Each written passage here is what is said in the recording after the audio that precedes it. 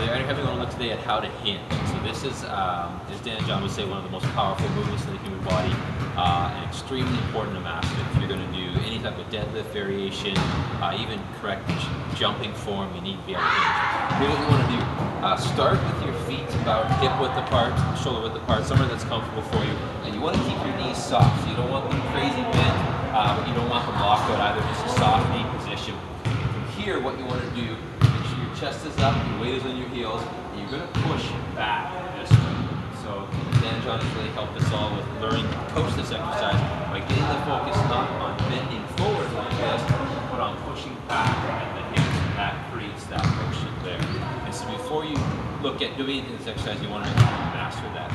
One technique that can work really well and be helpful with that is using a wall or opposed to a power rack or something as a guideline there. And the idea is that you basically have a wall and you push your butt back to touch the wall. Okay?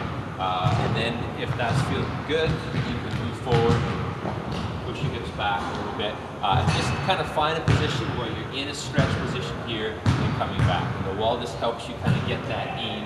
Also kind of cutting into the hands here can help a lot as well. Now when you're going down, you should feel a stretch in the hamstrings. Okay? And so a lot of times if you're doing this, you won't. But if you're sitting back, you'll feel that nice stretch in the hamstrings, and that's what you should feel at the bottom. The back position shouldn't change. It shouldn't go into a rounding flex position. It should stay nice and arched, chest up, and the weight should stay on the heels. Okay? Note with the heels, ideally you want to have either sock feet or a flat-heeled shoe. It'll make it much easier to sit back on the heels, and so you can get Chuck Taylor's, or this is a Walmart knockoff brand. But basically it's a nice flat heel, and so it allows you to sit back, keep the weight where it needs to be. Okay? If you ever feel shifting forward on the toes, that's what you don't want to do. Okay? So this position here, you're getting a nice stretch. You want to watch on the way up, your body is always going to subconsciously want to move in a position where it's easier. And your body in this position says, dude, all we got to do is bend the knees and we can quarter squat this up, no problem. So the body's always wanting to do that.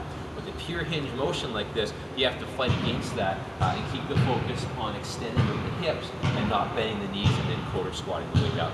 At the top position of the hinge, you want to make sure that you get a really hard glute squeeze. Okay? And so a lot of times you'll see people kind of stopping here. You want to have the glutes completely squeezed.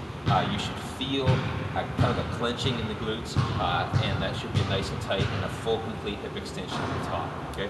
So if you're going back to cues, you want to feel a stretch at the bottom, squeeze at the top, chest is up, weight on the heel, knees stay soft the whole time, and then you're golden. Before you look at adding any weight, just kind of get this movement. This is a good practice exercise. Make sure you nail it down and get you rocking. Enjoy.